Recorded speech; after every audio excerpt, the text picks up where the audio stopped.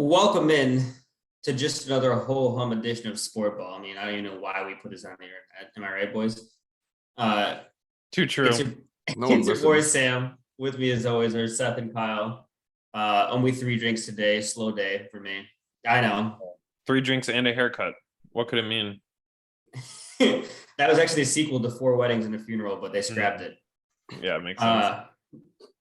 Let's just get right down to the gritty. I don't want to hear about anyone's personal lives. I just spoke to both of you recently, and our listeners sure don't care because our listener is mad. We just all FaceTimed them at the same time. Like 4 different times today, actually. Well, the NFL season has begun. Boy, has it. And we're in the thick of it. And as you may know, if you're an avid listener, some of our takes have perhaps aged poorly, and some of them perhaps have aged like a fine wine. Have they? Yeah. I would say some of ours seem to have. So I wanted to go over this is what every podcast does, right? They say, what are your early overreactions to the NFL? And then they talk about overreact this, overreact that. Are we trying to be like every other pod, though? No. That being said, our first segment is overreact this, overreact that. We would like to overreact. I did task you, though. I said a few overreactions to the first 2 weeks of the NFL season that you actually kind of believe. So this should be interesting. And I already know what Kyle will do, and that will be to confirm his own bias from the preseason. And I will as well, because we have melded into one mind due to our co-ownership of a dynasty team. And Seth will be, as always, honest, just delivering the facts. Wow. Unless it involves Russell Wilson. Or the Vikings. His one blind spot. It's nice that you have that impression of me. I see that I've pulled the wool over your eyes once again. I'm just giving that out to the listeners. I know the true you, but I want them to respect you. Of course. I don't care if they respect Kyle. I mean, that's long gone. I would hope they don't. Would you allow me to begin? I'll allow it. Would hope you would. Now, this overreaction is one that I am almost 100% sure Kyle has written down or in his mind, although we can't picture it if it's in his mind. Sometime we should just do a podcast where you ask us questions and then you answer them for us in the way that you know we're going to answer them. I could literally pull an hour with that. It's like the game you play at wedding showers where you have to each answer the same question and hope you get it right. Yeah. We'll write down our answers and you write down what you think we're going to say. And we'll see. And we all find out we're more compatible with each other than anyone else. All right. My first one, number 1. The Philadelphia Eagles are the best team in the NFC. I don't know what to tell you. I'm laughing because I wrote that down too. Oh my God, I wasn't expecting that. Kyle, did you write it down? No, because I thought that was just a given. I knew he'd say those exact words. It's not even an overreaction. It's just a plain truth. That's proper reaction. I didn't write it down because it's not an overreaction to me because I predicted them to be the number 1 seed and to win more than 12 games. As well. To go. Yeah, well, you and I both bet Seth that they would win 12. I wagered on them to be the number 1 seed in the NFC. And Matt, yes. What's that? If they win 12, you owe us $5 each. If they win 10 or less, we owe you. If they win 11 exactly, Matt owes all 3 of us $5, which he has agreed to. That's correct. Ladies and gentlemen, we got him. So perhaps it's just fresh in my mind, but the Eagles just trounced Seth's precious Minnesota Vikings on Monday, 24-7, I believe may have been the final score, but it felt like a lot worse than that. And it was much worse than that.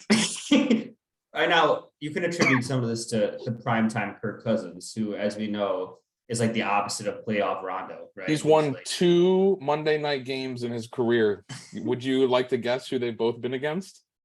I would. The Bears? The Chicago Bears, baby. At least we're number one in something. Yeah.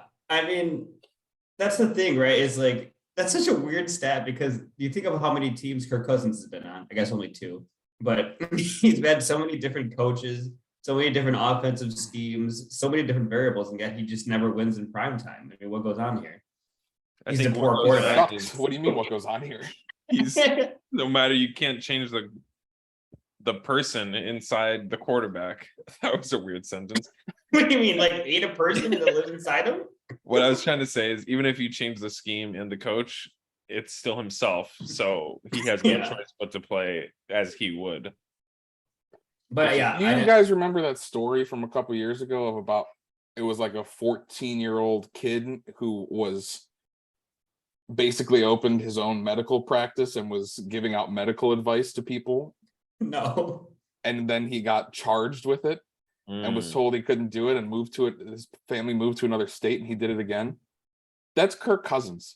I don't think he actually should be a quarterback. And I don't know if anyone really believes it but himself, but he keeps doing it.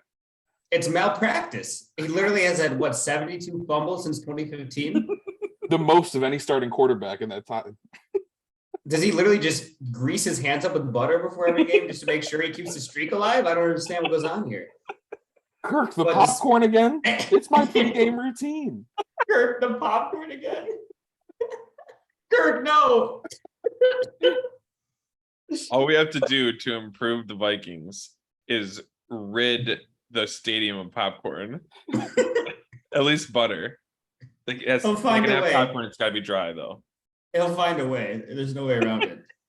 But I'm banking him to play quarterback on the Lombard Falcons Little League team.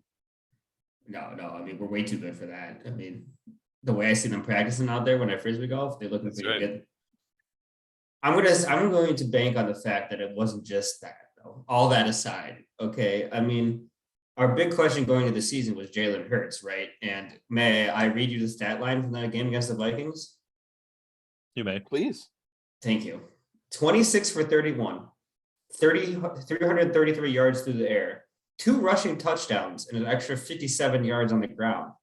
Now, if he's going to be this good as a passer and only throw 5 incompletions a game, you got to pray for the league, honestly. And this team is 5th in DVOA already, which, as we know, I love.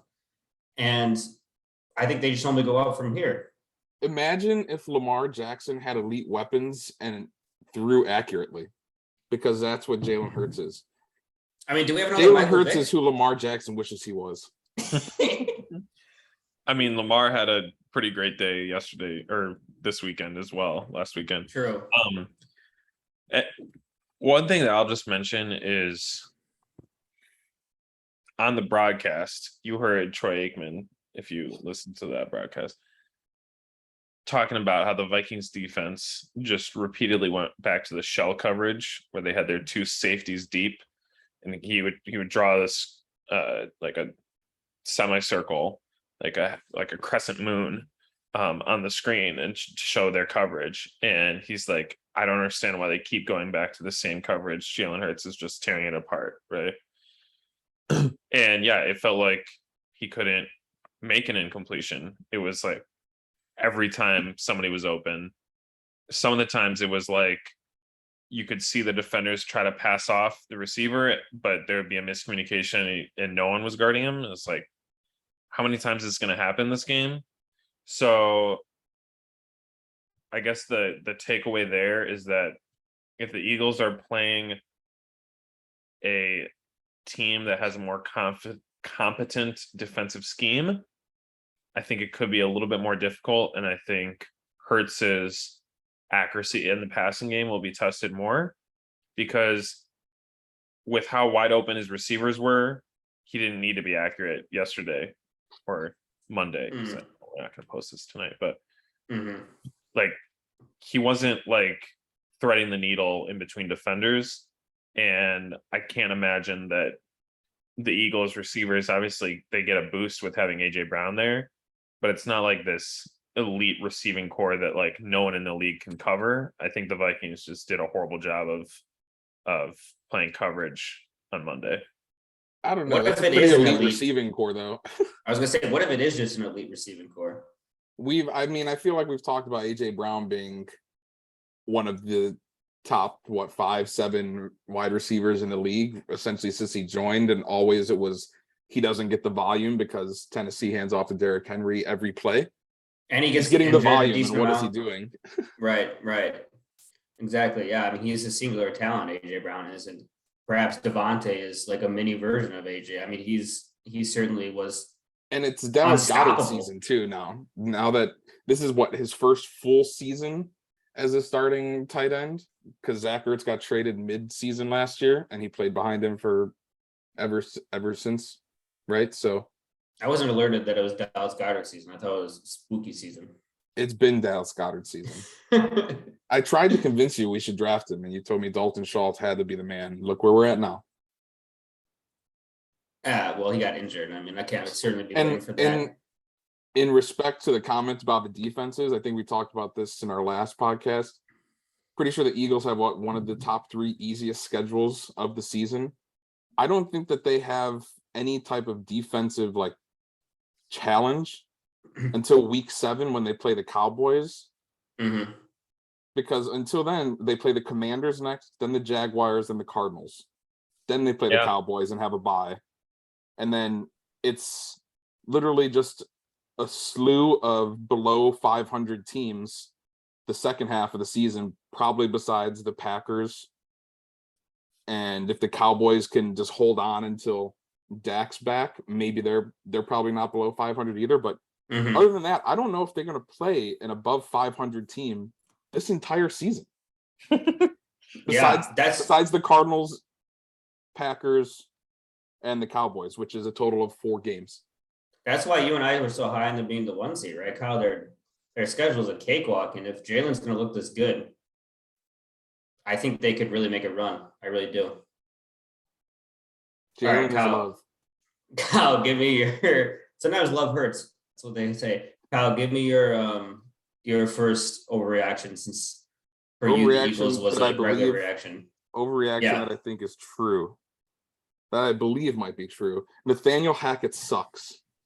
Yeah, that's not an overreaction. It's the but truth. It's 2 games into the season, so I feel like almost anything's an overreaction. Right. I mean, he could improve, I suppose, but he's atrocious. Really bad. So let me tell you. Let me read some stuff. Where is this at? Come on now. Here we go. The Denver Broncos are the only team since at least 2000, because we didn't look any farther, with at least 5 goal-to-go situations, 0 touchdowns scored on them in the first 2 weeks of a season. How do you do that? That's almost impossible. Let's go. So they have a 0% red zone efficiency right now? It's not red zone, it's goal line efficiency. Oh my God. Or within the 10-yard line, right? Goal to go. Which is even worse. Not good. Yeah, it's even worse. Well, and how about his constant indecision under pressure to decide whether to go with a field goal or what? He literally cost him a field goal attempt by taking a delayed game and having to punt. You like almost never see that. Yeah. There was a point where they were at like this past week. It was coming down to the end of, I feel like, the first half.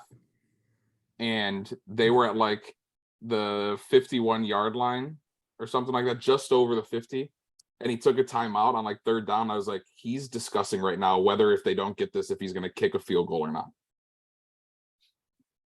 Apparently he needs some time allotted to do that. So, yeah, I mean, I think much like many coaches, he's obviously much more knowledgeable about football than us. And it's just perhaps one of those constant situations we talk about where you can be a genius offensive mind and maybe not be ready for the split-second decision you have to make as a head coach. So it's possibly he improves, but I have to say it has not been a sterling showing so far from Nathaniel. He did admit, quote, "I have to do better about making decisions." What's the problem? What's the objective of a coach? It's not like what someone says when they finally break up with their girlfriend or something. Like, what is this? It's not what you say about a football team. Yeah, it's pretty rough. But I mean, like you said, Sam, there could be a learning curve here. I think if we were smart and not doing a segment on overreactions, we would say, well, let's give him a couple weeks to settle in. But it does seem like if this is where he's at right now, he's gonna need a monumental shift in improving his decision making to get even to mediocre. So someone should send him a messenger pigeon and let him know that Javonte Williams is one of the best running backs in the NFL in his second season. That's what I don't understand. They refuse to run Devontae at the goal line as if he's not one of the best running backs in the league. It's like they don't look at stats. The amount of Maybe. forced missed tackles this man has, he led the league last year. Or was close to leading the league. At least he led the league in forced missed tackles per rush attempt. Yeah. I mean, maybe that's part of like maybe Russ really wants to throw near the end zone, and that's what's throw to Javonte because he's a better receiver than Melvin too. It makes you. I can't argue with It makes you worry that like, is Russ in another situation where he's going to be hindered by coaching decisions once again at this point in his career? Because that was the whole thing about him coming here was we're like Russ is going to be unleashed. And he hasn't looked great, right? He hasn't been completing the passes that he normally does. I don't know if it's still like you said, a learning curve for him too, but it's like, man, it's not like you have extra bedrooms to go to in your house and mess around in. No release, nowhere to do your hobbies. I mean, I don't even know if his basketball court's big enough to have a desk. It's like that 14-year-old doctor. I mean, Russ moves states and it's the same thing, right? How dare you compare him to the person who Kyle compared to Kirk Cousins? They're not in the same league, my friend. That's one step too far. I would sell a kidney to trade Kirk Cousins for Russell Wilson. I feel like the results might be the same. Honestly, Kirk might be better than Russ. Why do you like to hurt me? All right. Just cause me irreparable emotional harm. Go ahead, Seth. Give us fight back with your first overreaction. All right. My first overreaction is the Bengals will miss the playoffs. Boom. One of mine. One of mine. Make the case. Yeah, I was trying to think of something to include for the Bengals too, and I didn't want to go that far, but it seems like it might be a reality. But go ahead. Yeah, I mean, you could also use this for the like take that I regret because I had Joe Burrow as a dark horse MVP candidate, which that looks like no way in hell that'll happen. It's got to be a real dark horse right now. Yeah. And to be 100% truthful, like I haven't seen a ton of the Bengals games other than like on NFL Red Zone, but the offensive line has just looked atrocious, right? That was supposedly one of the areas of concern that they had improved on during the offseason, and then it looks like they tried and failed with that. And I just didn't think it was the type of team because they were so young and because Burrow has the personality that he has. I didn't think they were the type of team that was going to have a Super Bowl hangover, but they have not looked good so far.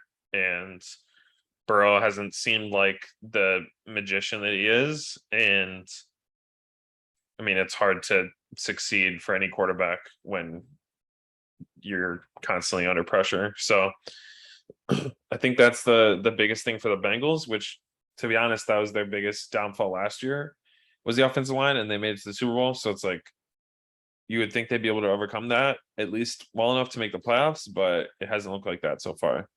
He is on pace this year to be sacked 111 times. Granted, it's only through 2 games, but that's more than double the amount of times he was sacked last year.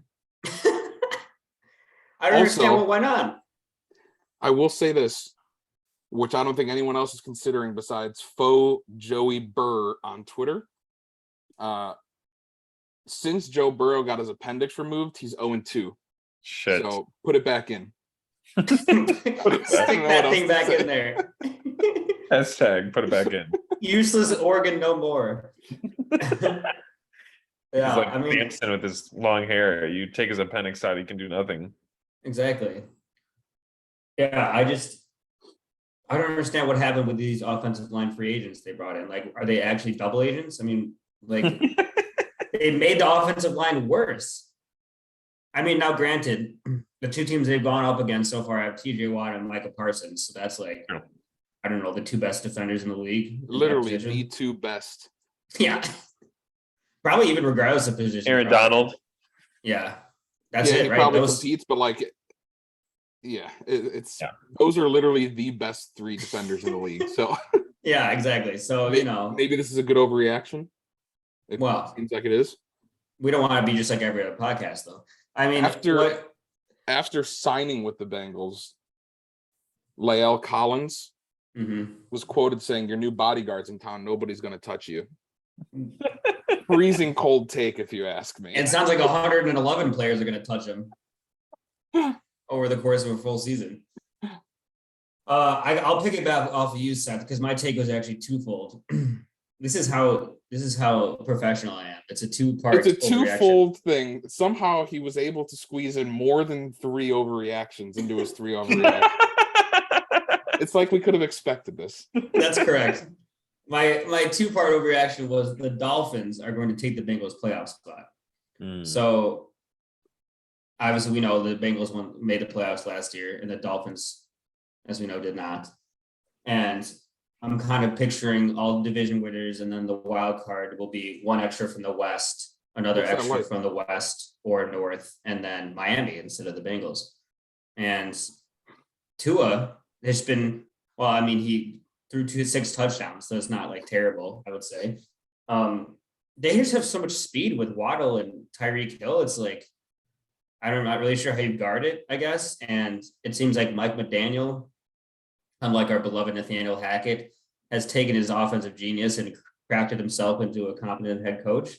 And it seems like people talk about him like he's like the next, we've said the next McVay a lot, right? But perhaps he actually is, or the next Shanahan, where you can take a quarterback that's just average or slightly above average and turn it into elite offense. I mean, Tua has been good enough with these weapons, and they have a good defense. I think they're going to take a playoff spot.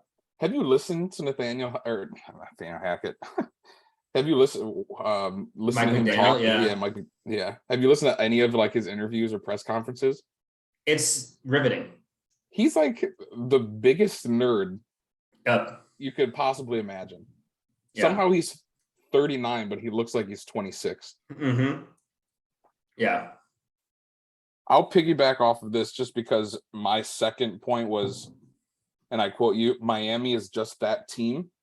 And I had Miami making the wild card over the Broncos. So kind of similar. I think you had Cincinnati in the wild card, right? Yeah. I had the Broncos. So I have them over the Broncos make the wild card. If the Bills didn't start off the way they did, I would have ended up coming on here saying I think that they win that division. Boy, the Bills, they might go 20-0 right now. We could talk a long time about them, but yeah, what he's done to that team is truly astounding. As you mentioned, the addition of Tyreek Hill, but also just his play designs. I was watching oh my god, why can't I think of his name? Who was the quarterback for Detroit that Jared Goff? No. He does Stafford? analysis now. He stepped out of the end zone on a play back when he was Dan Orlovsky. Yeah, Dan Orlovsky. Love the man. He's great. Just couldn't remember his name. I was watching him break down a specific play. 21 personnel, right? 2 running backs, 1 tight end. Not a single player in the backfield. So you're basically running 5 wide.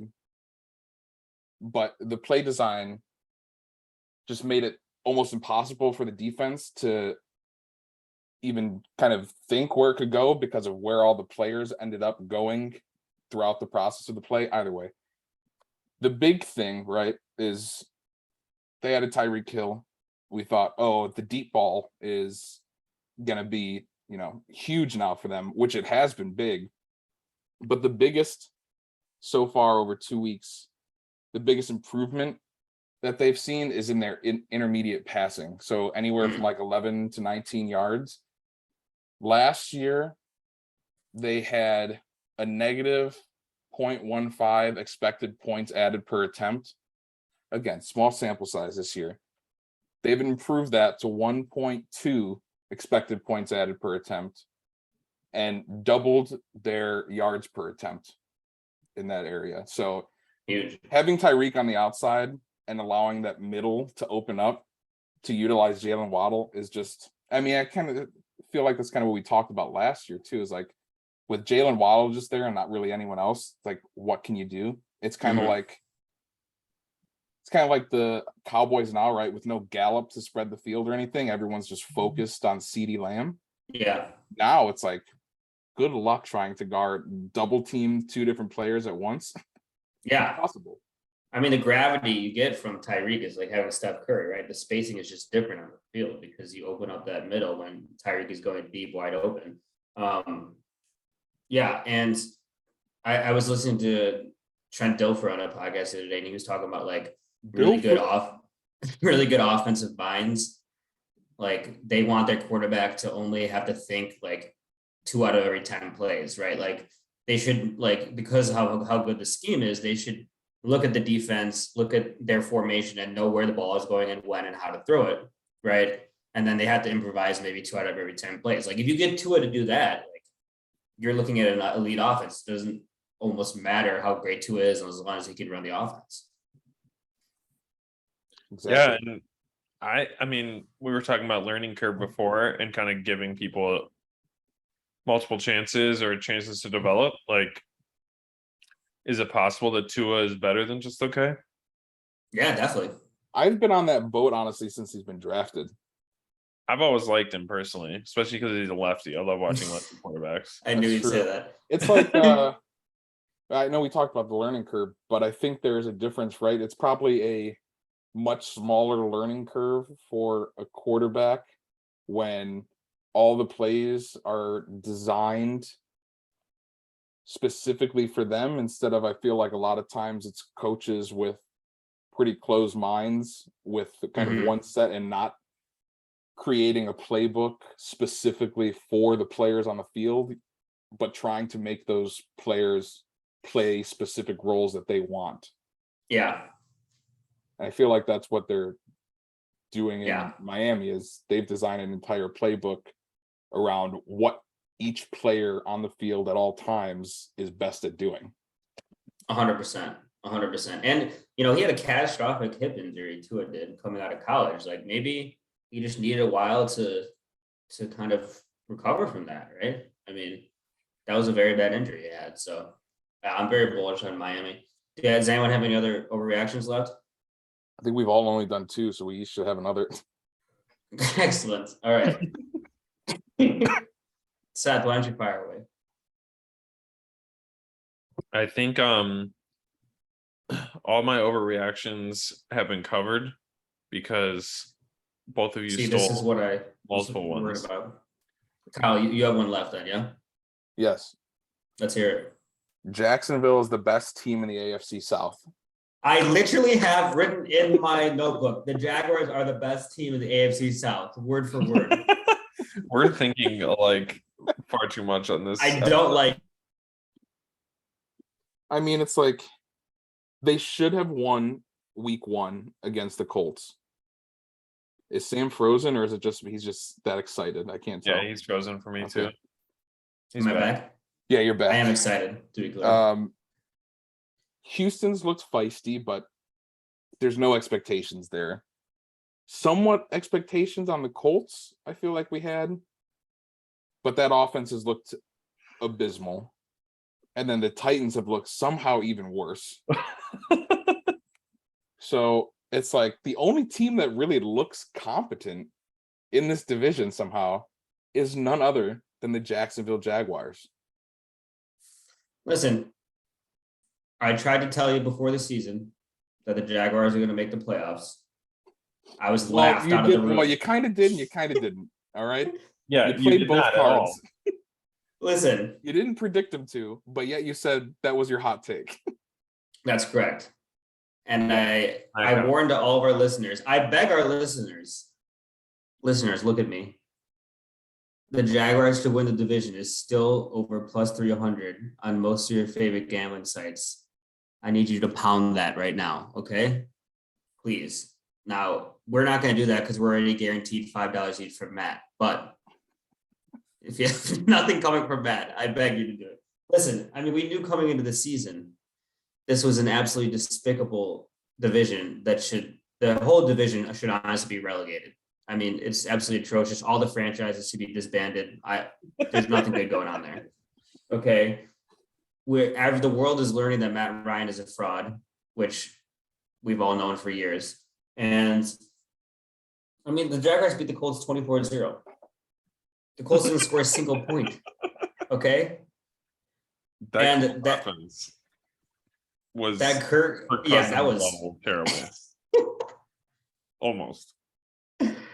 That Christian Kirk signing doesn't look like an overpay at all. I mean, he's a safety blanket along with Evan Ingram that Trevor Lawrence needed. He has the weapons.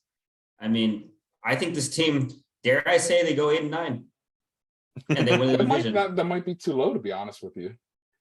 Oh, I mean, they can still go 7-10 and win the division. We can go lower. Like, do we go think 6-11 and win the division? do we think that Doug Peterson might just be the greatest coach of all time at coaching ragtag teams? He won a Super Bowl with Nick these starting skill players.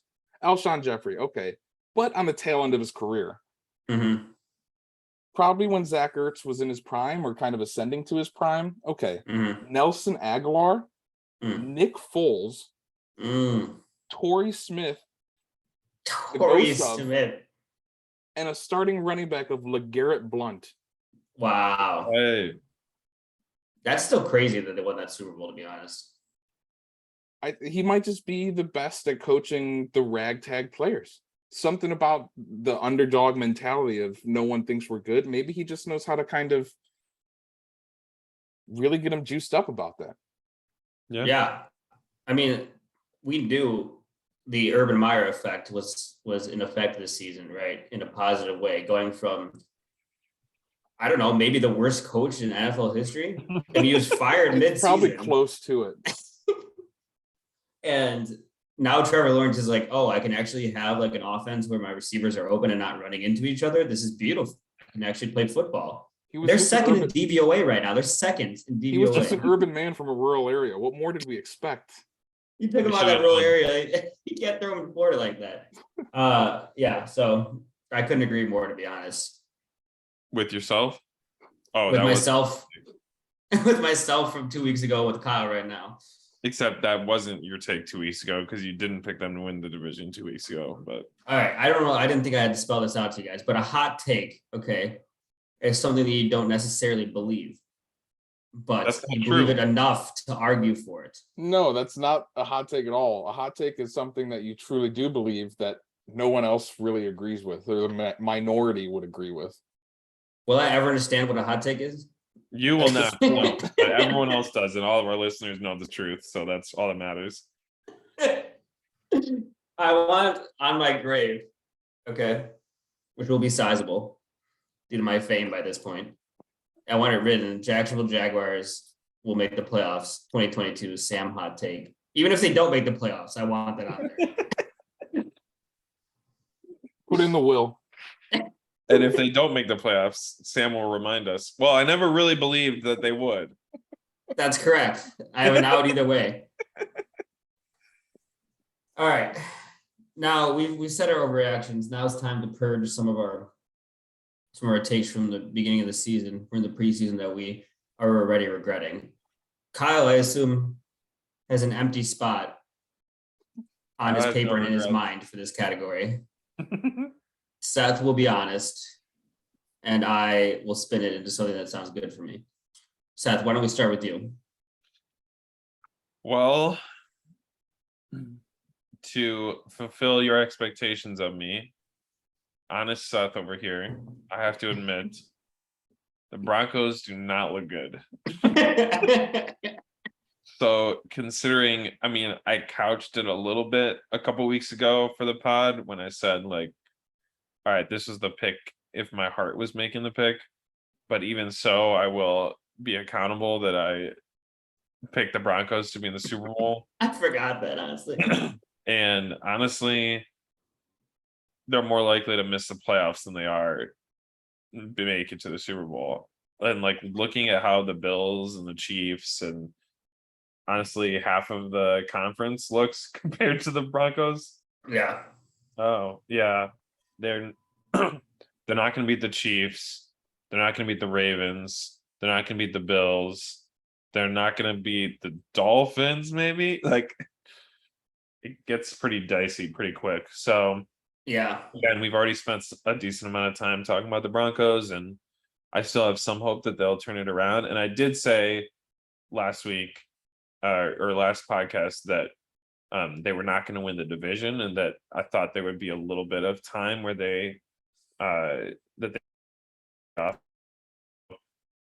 maybe I was right all along. Look at this in 6 weeks and be like, around, and they're looking a lot better now. But early reports are making me very nervous about that. Yeah, I mean, against Seattle and Houston, who are two of the three worst teams in the league, they put up 13 and 16 points. And you That need good? probably 40 to win a game in the NFC. So I'm not really sure. Like if they're going against the Bills, the Chiefs, the Ravens, and Miami, and they're putting up 16 points, I don't expect them to lose by less than 20. So I'm not really sure what their plan is here. Yep. Yeah, the Broncos, according to 538 after 2 weeks, have a 45% chance to make the playoffs. Hi. Yeah, that's quarterback adjusted. What's their traditional say? If you take out Russell Wilson being their quarterback, which probably makes sense at this point after seeing him play, 31%. There we go. That seems more like it. I gotta say, I've finally realized that after all these years, Russ is just too short. He's not gonna cut him in this league. I don't know what to tell you. You can't see over the offensive line. Maybe don't slander someone who has a Super Bowl ring when the Bears haven't won one in your lifetime. So And I'm 5'8". it's bitter On a good that day. the Bears never have had a quarterback as good as Russell Wilson in franchise history. So Have you heard of I'm Jay Cutler? wondering. At least he was tall enough to see. I'm wondering if the Vikings have ever won a Super Bowl. no, Just they have. wondering out loud. Okay, got it. Thank But you. at least I don't take shots at other good quarterbacks when I know my team is ass. Do you not take shots at other good quarterbacks? I do, just not Russell Wilson. I I only take shots at bad quarterbacks. Well, actually, I'll go. That's correct. I'll go first because Kyle's will be just a way to tell us that he was right. I said the Packers were going to make the Super Bowl and be the 1 seed. I mean, they are 1-1, but they only played us, me and Kyle, which essentially would be as good as the Bears. And I mean, they just don't look great. I mean, I still think they have a chance to, I still think they're probably going to make the playoffs, but I'm not seeing. I was really counting on the elite defense, I guess, is my main concern, and that's why I didn't really care who the receivers were. And defense looked terrible against the Vikings. Justin Jefferson could have probably had 400 yards if they weren't up early. Like you would just see Justin Jefferson, and then there would be no one on your screen. There would be no defender to screen, and they would all argue and then go back to the sideline and then run the same play the next time they're on defense. So, and then they almost gave up. They basically, if Justin Fields had been in, they gave up 17 points to the Bears. It was like giving up 45 to any other team. I mean, we only passed 11 times. So that's my biggest qualm, I guess, is I thought the defense would be elite, and it hasn't shown it yet. I don't think they have the kind of elite defense you need to make the Super Bowl. There's no arguments for me. I mean, I never thought they would. So. It was going to be a 1-score game against the Bears with 10 minutes to go if the Bears were competent enough to call a QB sneak on 4th and 6 inches at the goal line. Instead, they called a QB sneak. They called a QB sneak from out of the shotgun. Out of the shotgun. That was I Nathaniel Hackett-esque. That was. for real. To my dying day, I'll never understand that. We On completed. Sam's grave, we should write. I will never understand why they did a shotgun QB sneak. QB sneak. And I would have said that even if we scored, same thing. I'm a man of my word. Yeah, I mean, the Bears completed 7 passes and nearly beat the Packers. So I really just don't. I'm a little concerned. It's a good percentage. They only took 11 attempts too. So 7-11. They named a famous chain after it for a reason. Kyle, give us your. What was the reason? I honestly have no idea. I don't know why they named it that. Kyle, give us your take regret if you have any. I have 2. Whoa, he's a changed man. I'm You a hear father, this? okay? You got to admit That's things right. these days. Yeah. I chose the Bengals to win the AFC North. Mhm.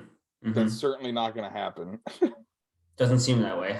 Oh, I forgot to mention real quick while we're talking about the Bengals. I don't even know if it's an overreaction to say they missed the playoffs because no team that has started 0-2, small sample, of course, has made the playoffs since they expanded it. So According to 538, they now have a 26% chance to make the playoffs. yeah, They're projected to go 7-10. yeah, Not good. it's not going to win you the AFC North, that's for sure. Was probably a little too high on Joey B coming into the season. Yeah. What are you going to do?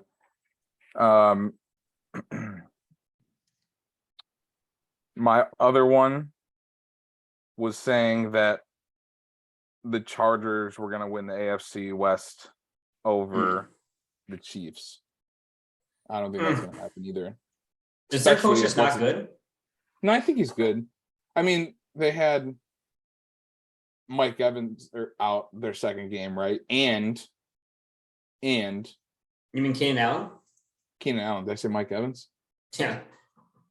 Mike Evans on the mind. Who the hell am I? I mean, they played the Chiefs, right?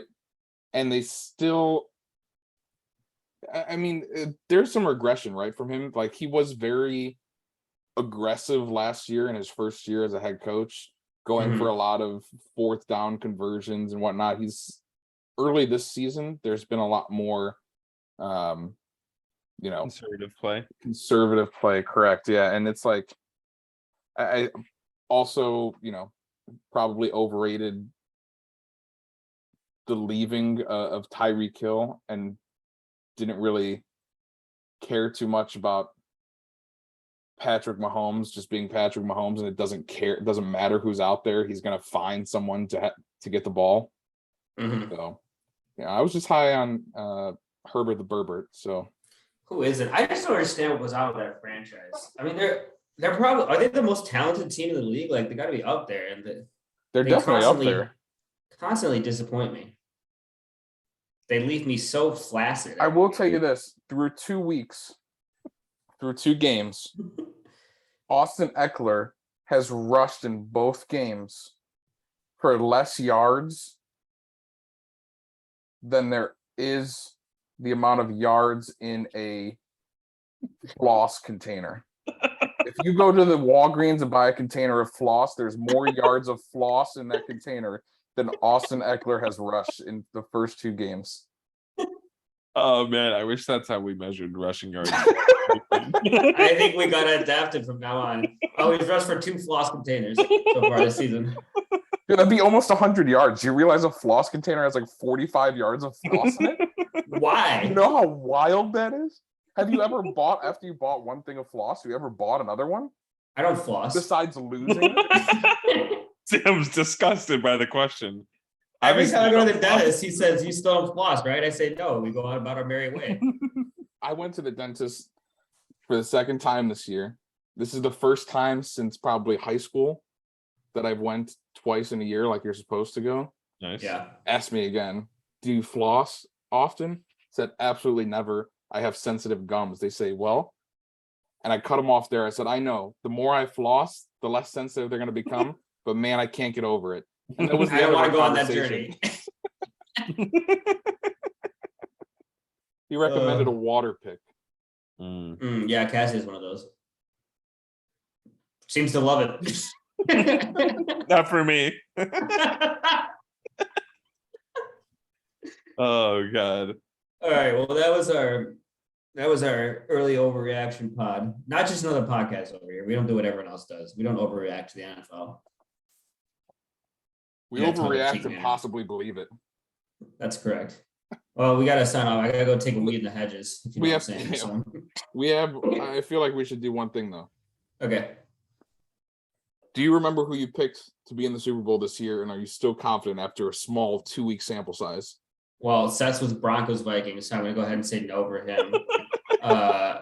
Mine was Chiefs Packers, and I already said no. True. Still confident in the Chiefs though. And what was yours, Kyle's? Bills Rams. It was Bills Rams, That shit could happen. but I think I want to switch it to Bills Eagles after 2 weeks. I think you should switch it to Jags Eagles, to be honest. I did debate saying I should be Miami and the Eagles, but I think I'm going to hold off for a week because Miami plays Buffalo this weekend. Yeah, that's gonna be great. That game. I feel like the winner of that game is probably who makes it's like them or the Ravens. I feel like are the 3 teams most likely. Surprisingly, That's gonna be a real popcorn game. So don't let Kirk Cousins anywhere near it. I'll tell you that right now. Yeah, I think, man, I don't know. Has a 7-10 team ever won the Super Bowl? Because the Jags could be the first one. I'd fathom to say well, absolutely not. Obviously not, because it's only been a 17-game schedule for 2 years. Small sample, but it's never happened. All right, well, Kyle, send off our listeners with something to just wet their whistles a bit before our next podcast. When the bird coos in the north, the wind comes from the east. I have no idea what that could mean.